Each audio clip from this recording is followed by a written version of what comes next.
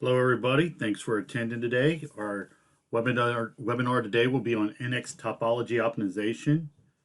I will be your host, Bryan Fischer. I am a senior NX application engineer out of Cincinnati, Ohio at Prolim.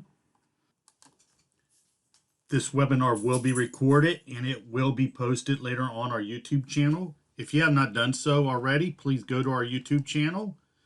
And within our YouTube channel, there is a lot of information. There are many posts and many videos on everything from Solid Edge to NX to Team Center. You can quickly search other areas just by hitting this here. Type in what you want to look up, and you will get videos on that particular subject. As you can see, a little over 3 years ago, I had already done a webinar on NX Topology Optimization, but at that time, we were using a frustum solver. Siemens has now developed their own solver, and we will be going over that today. Here is a quick bio of myself. As you can see, I have over 25 years experience with NX and Team Center, 15 plus years of design in the aircraft industry, 5 plus in the medical industry, and for the last 4 years, I have been an application engineer with Prolim. On the agenda today, we'll be going over what is topology optimization. We'll look at a traditional design process versus topology optimization process. We'll look at the workflow for a new design, and then I will take an existing assembly design and show how topology optimization can be used. So what is topology optimization? What can it be used for? Well, if you look here, it's the best mathematical design subject that is set to some constraints. These constraints can be utilized to go in and maybe we want to look for the max stress, or we want a displacement, or maybe we want to just lighten the body some. These constraints and the bodies that we put into this particular mathematical design will determine what our shape will look like. We'll be putting in a keep out zone. We'll be putting in design space. They're very simple models that we'll be using to do this. We'll be using some cylinders and some blocks. So as you can see here in this particular one, we're taking a traditional bracket that was created by using traditional manufacturing, and we run it through our topology optimization inside NX, and you see the body that we get. In the past, that body may have been very difficult to manufacture if you were even able to manufacture it. But now with additive manufacturing, that allows us to go in and utilize topology optimization more. As we look at the traditional design process, we see we have concept design, detail design, analysis, and modification. So somebody may start off with one or two concepts, detail it out, maybe go in and put some blends, holes, and such. Send it off to analysis. Analysis looks at it, decides there are certain areas that have stress or certain areas that may be a problem. They'll then take that and have to do a design modification and start over the whole process again.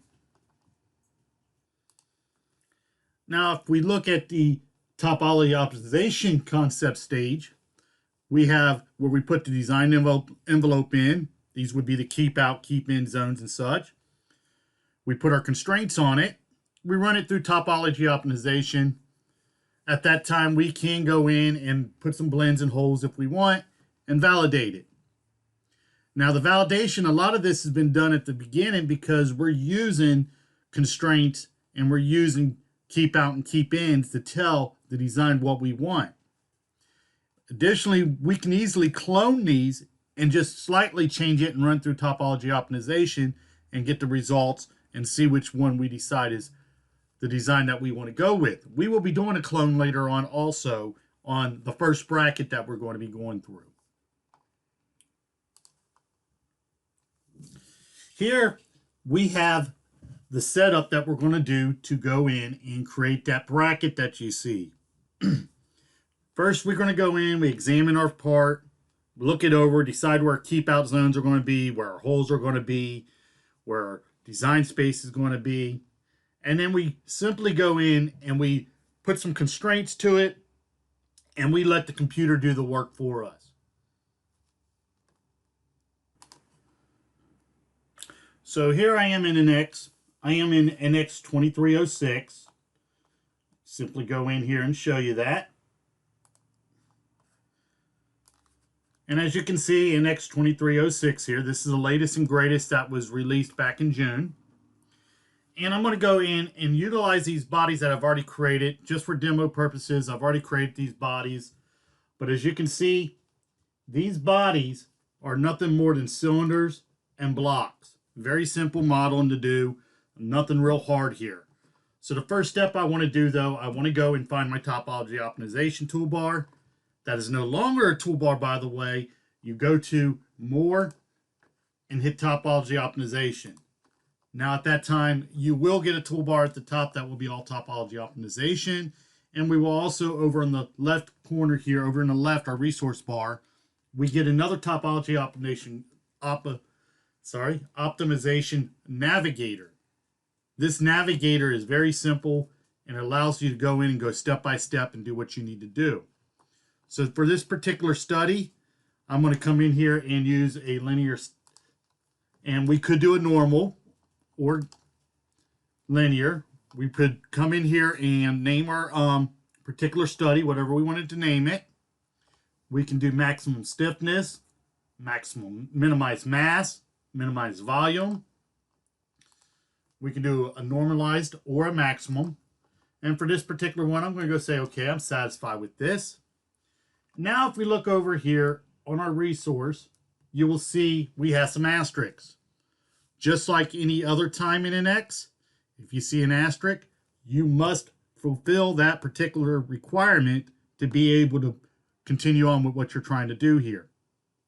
So first thing we want to do is we want to look at my design space. So my design space right here, I can right click it and create new, or I can come up here in my toolbar and utilize this up here. I like to use the resource. It kind of gives me a good flow. So, first I'm going to come in and put my design space. So I have my design space. I'm going to say within. I select my design space. At that time, you will notice that I already have material.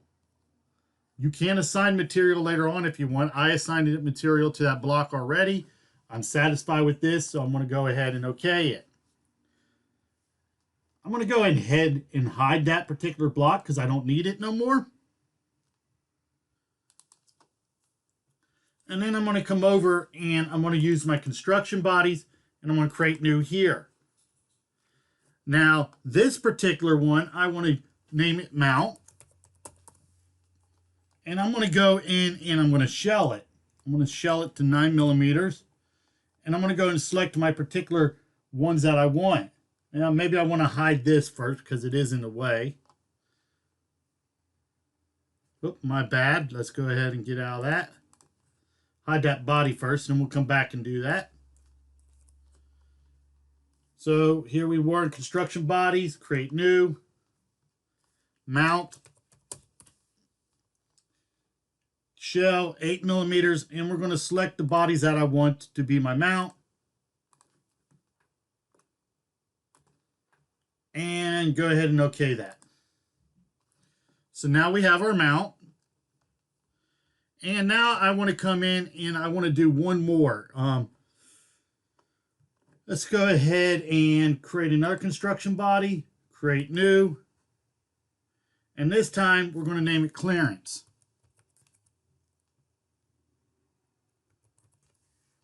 We're going to leave it grouped. And we're going to select all these bodies here. And I'm going to have a keep out on these. Now when I go in here and I box this, you'll notice it did not select the other 4 bodies that I've already used for the mount. I'm satisfied with this, and I'm going to go ahead and OK that. Now the next steps, we're going to go and create the optimization, and we're going to do an analysis constraints. The first thing we want to do is come into optimizing constraints here. I'm going to create a new one. You have a couple different choices here. As always, if you don't know what anything in the dialog box means, you can simply hover over it, or you can go ahead and hit your help here, and that will put you into the support center. In this case, we want to have max mass limit, and I'm going to go ahead and set my limit. In this case, I want my limit to be 0.75. And I'm going to go ahead and apply this and OK it. And in the next step, we're going to come in and we're going to go in and create allows constraints to fix the mount and bolt holes. So to do that, let's go ahead and hide everything under the clearance. And it's just going to leave us our mount. In the next portion of here, we're coming down to the announce constraints. We're going to create a new one here. In this case, we're going to go ahead and we're going to fix this. So we're going to have a fixed constraint on these. We do have additional constraints. You can come in here and pin it, slider, and so on. Once we go ahead and select our faces, we're going to have a fixed constraint on these particular area of our model.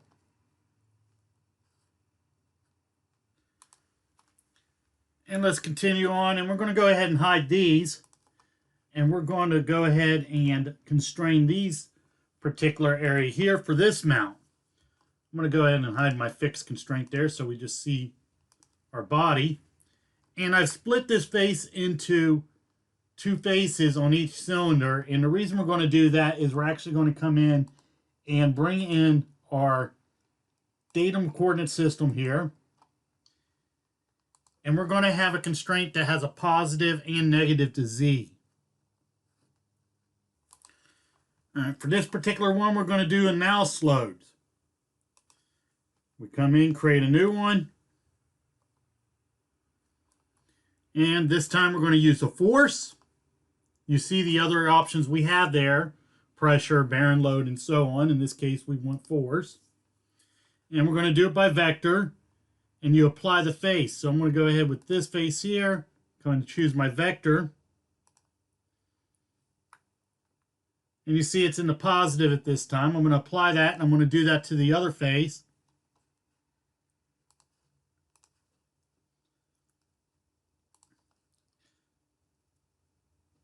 Rotate this a little bit to be able to get to our vector. And then we'll do the opposite on the other side.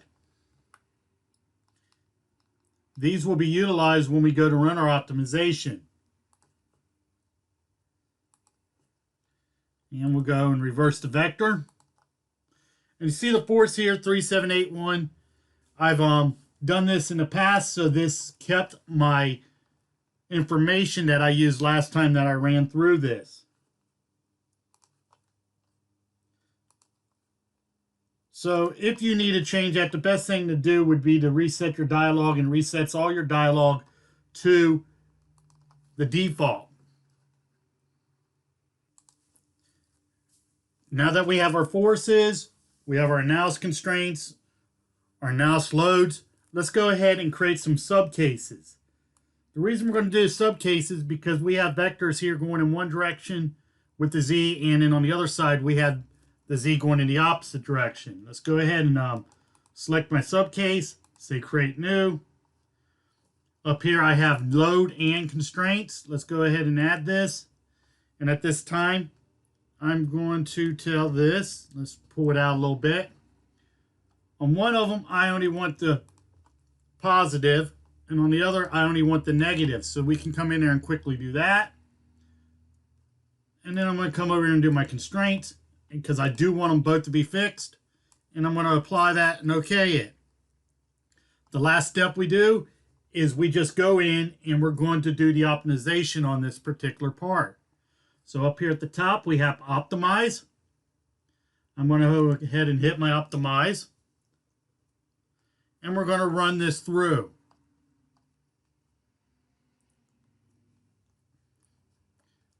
I'm going to go ahead and fast forward this a little bit and show you the results that we end up.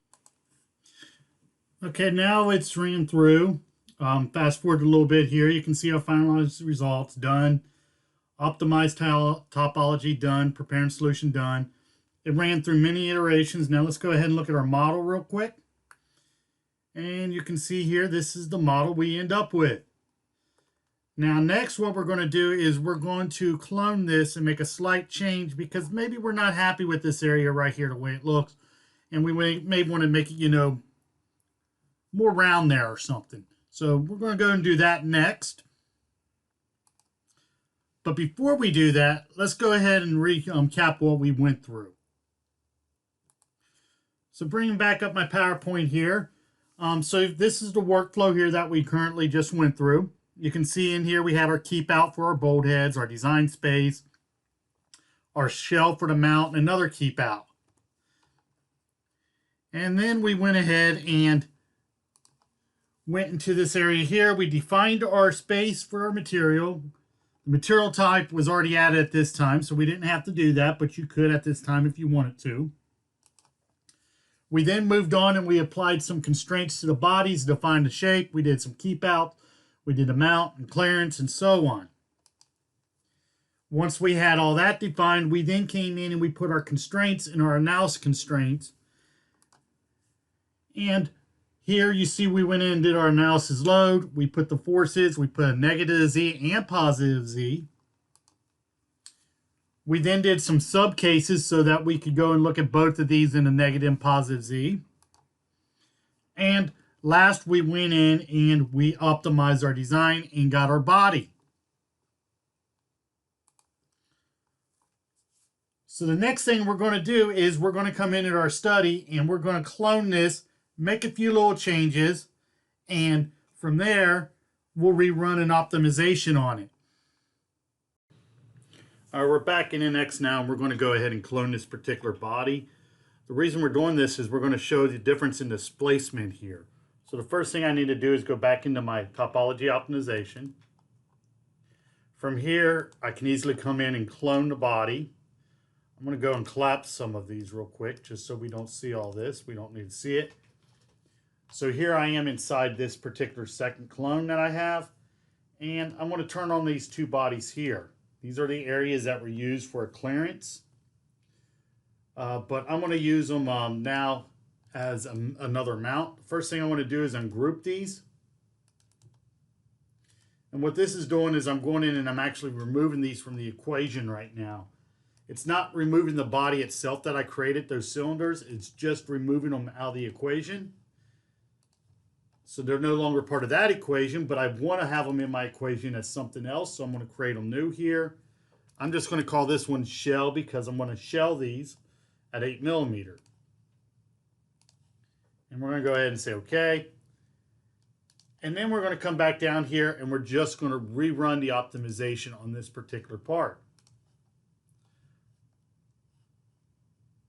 Okay, so I'm fast forward this a little bit. Just so we have our body. You can see here it took 3 minutes to go, almost 4 minutes to go ahead and do the recalculation on that. So now we have our new part here. We're going to go ahead and we're going to do a comparison of these and the other clone and show the differences where we have some displacement. So let's go back in here. Right there's my other optimized body. So now we have our two bodies on top of each other. And over here we have a show results. This is going to allow me to come in and do a comparison, or I could do a single study if I want. This study comparison here, left clone, clone 1, right clone was the original. Right here we have some displacement we can show. We show some stress if we like, some magnitude, worst. We have some other display options here. For this particular one, I'm going to say spotlight, and I'm going to say common across views. And okay it. It's going to split the screen here, gives us some analysis here, and shows us where the displacement is. We can change these results simply by coming in and say result settings. And what I mean by change is how they look, not the results themselves. So here I have smooth. I can go banded if I want.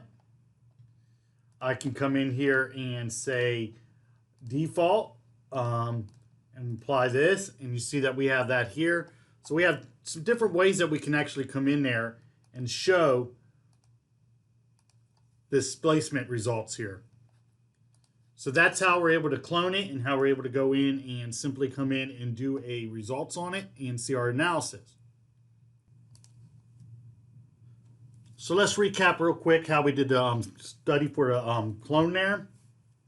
We went in and we cloned it. We went and ungrouped. We deleted those particular bodies out of that equation. And then we re-added those two bodies. And then we reran it. We got ourselves a different model here. We optimize it. And then we went in and did a comparison of the two different studies. We show how we could adjust the results. And then next we're going to come in and we're going to take an assembly and turn it into a single body. Now my webinar from 3 years ago, I had done this same body. However, with the new solver, I wanted to go through and quickly just show how we can do that with the new solver also. So here we are back in NX. Here's our particular assembly that I'm going to go and do an optimized body for.